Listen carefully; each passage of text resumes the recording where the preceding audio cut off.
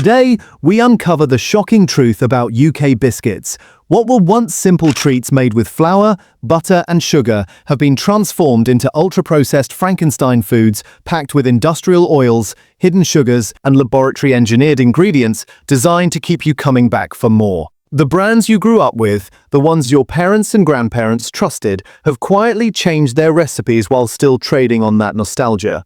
They're counting on you not to read the label, not to notice that what's inside the packet bears little resemblance to what these biscuits used to be.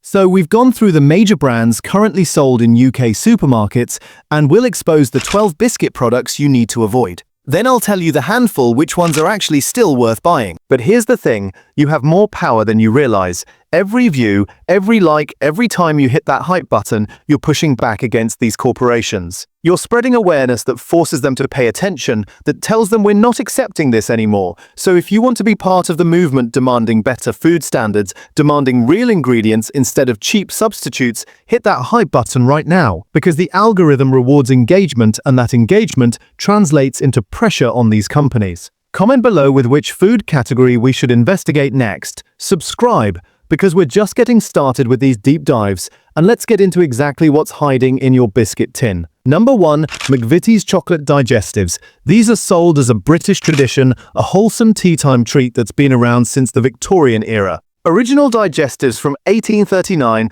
were designed to actually aid digestion with simple ingredients. Fast forward to today, and the chocolate digestive you're buying contains palm oil, multiple vegetable fats, including palm, sal, and shea, plus emulsifiers like soya lecithin and E476.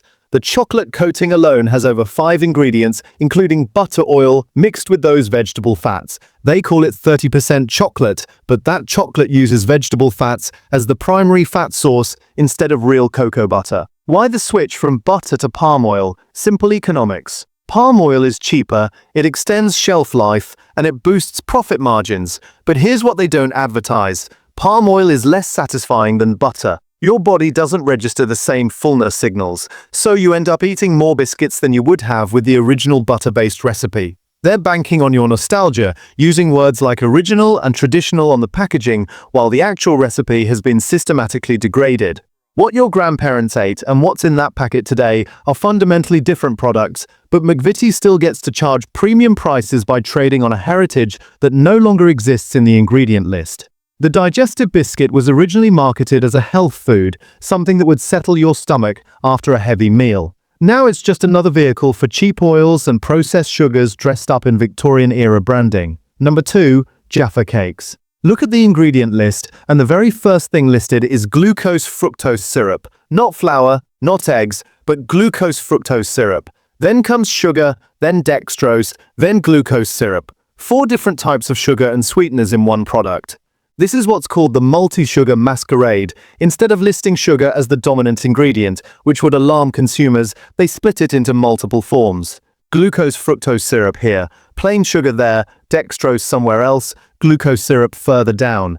Each one appears lower on the list, but add them all together and you're looking at a product that's roughly 50% sugar by weight. The so-called orange bit contains just 8% actual orange juice. The rest is humectant glycerine to keep it moist, emulsifiers to bind everything together, and over 30 ingredients total to create what's marketed as a simple sponge cake with orange jelly.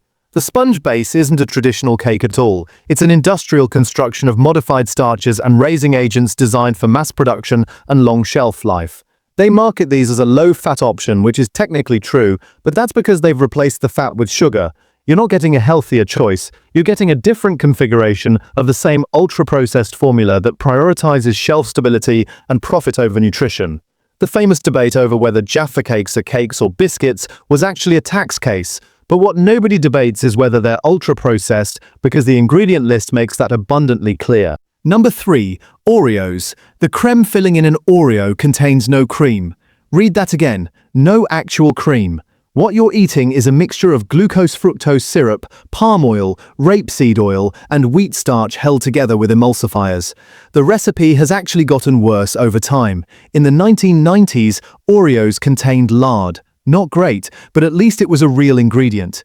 Then they switched to partially hydrogenated vegetable oils, which we now know contain trans fats linked to heart disease. The current formula uses palm oil and glucose-fructose syrup, which sounds like an improvement until you understand that this combination is scientifically optimized for addictiveness. The ratio of sugar to fat is carefully calibrated to hit your dopamine receptors in a way that makes it genuinely difficult to stop at 1 or 2 biscuits. Compare this to a homemade version of cream-filled sandwich cookies. You'd use butter, powdered sugar, and vanilla extract. 3 ingredients that you can pronounce and recognize, but those simple ingredients don't create the same compulsive eating response that Oreo's engineered formula does. The sugar spike you get from an Oreo is followed by a crash, which triggers cravings for more sugar, which leads you back to the packet. That's not an accident. That's the business model. They've turned a biscuit into a delivery system for a scientifically designed sugar and fat bomb that keeps you coming back. The texture of that filling, that specific mouthfeel, comes from industrial processing that breaks down and recombines ingredients in ways that would never happen in a home kitchen. Every aspect of an Oreo has been engineered not to nourish you, but to make you want another one. Number 4, Hobnobs chocolate. These are marketed with wholesome imagery, oats prominently featured on the package, the implication that you're choosing something nutritious. 45% oat content sounds impressive until you see what surrounds those oats. Palm oil, glucose-fructose syrup, and a chocolate coating made with multiple vegetable fats, including palm and shea, emulsifiers like E476 and soya lecithin, plus butter oil. This is the oat halo effect in action. The presence of oats creates a health perception that the rest of the ingredient list completely contradicts. Oats are genuinely nutritious, they contain fiber, they have a low glycemic index, they provide sustained energy. But when you process them with industrial oils and syrups, then coat them in fake chocolate made from cheap fats, you negate most of those benefits. The chocolate coating is particularly deceptive. Real chocolate is cocoa mass, cocoa butter, and sugar. Maybe some milk powder if it's milk chocolate. The coating on a chocolate hobnob contains vegetable fats as a partial replacement for cocoa butter because vegetable fats are cheaper. The emulsifiers are there to make these cheap fats blend smoothly, despite not wanting to mix naturally. You end up with something that tastes like chocolate and has a chocolate-like texture, but it's an industrial approximation rather than the real thing. Plain hobnobs have existed since 1985 and were already a processed product, but the chocolate versions take it to another level by adding an entire coating of ultra-processed ingredients on top of an already compromised base. Number 5, Jammy Dodgers. The jam in a Jammy Dodger isn't jam. It's raspberry-flavored apple jam with only 27% jam content. Let that sink in. The filling that defines this biscuit is nearly 3/4 something other than jam. What is that other 73%? Glucose-fructose syrup, apple pulp used as cheap bulking agent, sugar, glycerol, flavorings, and colors. The biscuit itself contains palm oil, partially inverted sugar syrup, and hydrolyzed wheat gluten, which is a processed protein that's been industrially broken down. This is where nostalgia marketing becomes particularly insidious. Parents buy Jammy Dodgers because they remember them as a childhood treat. That memory is positive. It's associated with happiness and simple pleasures. But the product has changed. The recipe has been cost-optimized over the decades. Real ingredients swapped out for cheaper alternatives. The jam content reduced, while sugar syrups increased. Your kids aren't eating the same biscuit you remember. They're eating a degraded version that keeps the branding and the shape, but has fundamentally different contents. Notice again the multi-sugar masquerade at work. Glucose-fructose syrup plus sugar, plus partially inverted sugar syrup. 3 forms of sugar in one biscuit, splitting the total sugar content across multiple ingredients to make each individual sugar source appear lower on the list than it really is in terms of overall impact. Real jam is fruit and sugar cooked together until it sets. What's in a Jammy Dodger is an industrial gel that approximates jam while using the cheapest possible ingredients to achieve a jam-like consistency and flavor. Number 6. Maryland cookies. These take everything wrong with modern ultra-processed biscuits and combine it into one product. Multiple forms of sugar, including sugar, glucose syrup, fructose syrup, and caramel syrup. Notice how that works. Each type of sugar appears separately on the ingredient list, making none of them look like the dominant ingredient, when in reality, the total sugar content is massive. Then there's palm oil plus chocolate chips that aren't real chocolate. These chips are made from vegetable fats, emulsifiers, and cocoa flavoring, rather than actual chocolate made from cocoa mass and cocoa butter. The sugar to fat to salt ratio in Maryland cookies has been optimized for what food scientists call hyperpalatability. This means the product is engineered to be as rewarding as possible to your taste receptors and brain chemistry. It's not just tasty, it's been scientifically designed to be difficult to stop eating. That's why packets suggest a serving size of 2 cookies when most people will eat 4 or 6 or finish the packet. The engineered addictiveness is part of the business model. You eat these cookies, you get a blood sugar spike, then a crash, then cravings for more sugar, then you buy another packet. Maryland cookies represent peak ultra-processed biscuit engineering. Maximum addictiveness, maximum profit margin, minimum real ingredients. This is what happens when food science is deployed not to create better nutrition, but to create more profitable products that drive repeat consumption regardless of health impacts. The chocolate chips deserve special attention because they're often what people think they're paying for, the premium ingredient that justifies the higher price compared to plain biscuits. But these chips are formulated to survive industrial baking processes and long shelf life, which means they can't be real chocolate.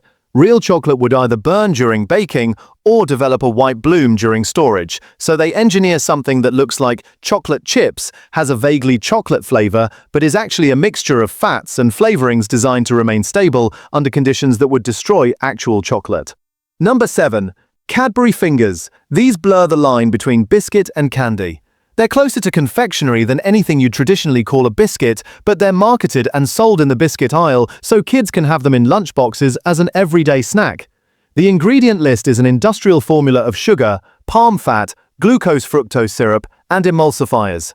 The key one to notice here is E476, also called PGPR. This emulsifier is used specifically to reduce the amount of cocoa butter needed in chocolate products. Cocoa butter is expensive. E476 lets manufacturers replace some of that cocoa butter with cheaper vegetable fats while still achieving a smooth texture that spreads easily and melts in your mouth. You're getting chocolate that's been engineered to feel like real chocolate while containing less of the expensive ingredients that make real chocolate what it is. The sugar content here works in combination with the fat content to hit dopamine reward pathways in the brain, particularly in children whose brains are still developing. It's hard to stop at the suggested serving size of 3 fingers because the product has been designed to be moreish to create that just one more response. That's not a flaw in your willpower, that's the intended result of food science applied to maximize repeat purchases. When Cadbury fingers were first introduced, they were marketed as a sophisticated adult treat, a step up from regular chocolate biscuits.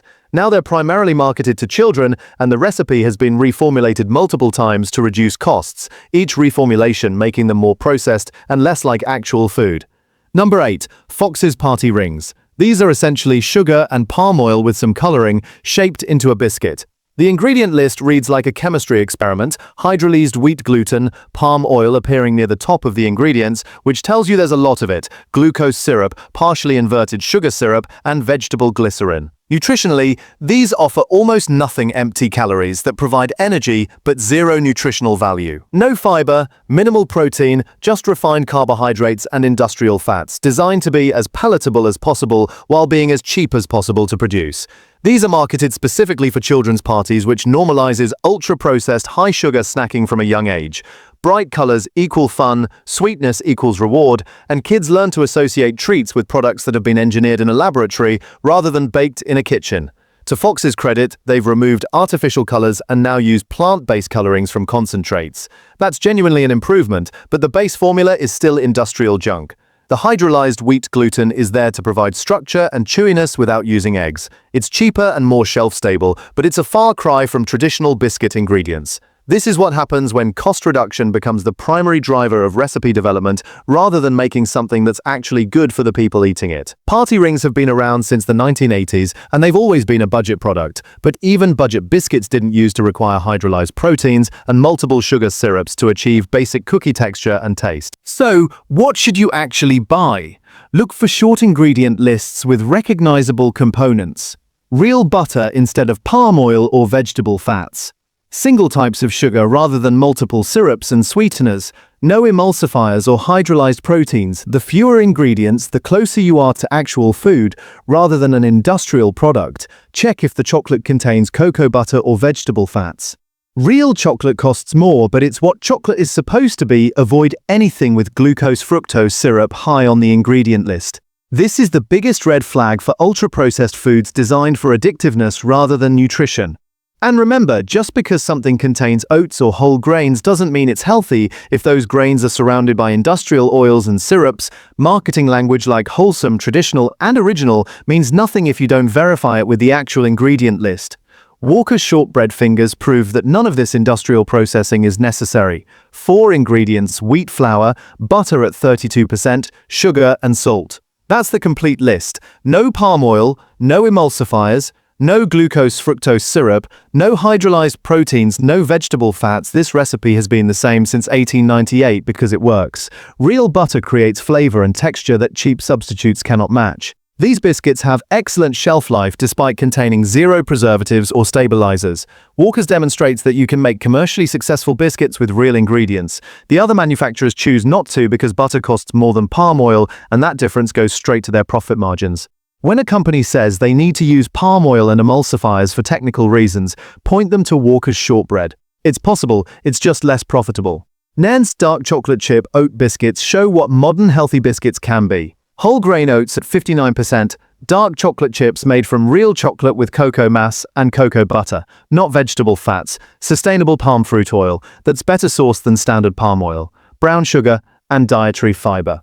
40% less sugar than average sweet biscuits. No artificial colors or flavors, no glucose-fructose syrup, no hydrogenated oils, no weird emulsifiers. The chocolate chips here are genuine chocolate. Compare these to the fake chocolate chips in Maryland cookies, and you can see the difference between real ingredients and industrial approximations. Nairn's proves that you can make modern biscuits with decent shelf life and good taste without resorting to ultra-processed formulas. It costs more because real ingredients cost more, but you're paying for actual food rather than engineered palatability. Nairn's coconut and chia oat biscuits contain 55% less sugar than average sweet biscuits, making them the lowest sugar option in the biscuit aisle. Whole grain oats at 63%, sustainable palm fruit oil, brown sugar just one type clearly listed. With no games or hidden sugars, toasted coconut that's actual coconut, not coconut flavoring, chia seeds that are real seeds providing omega-3 fatty acids and fiber and natural flavoring.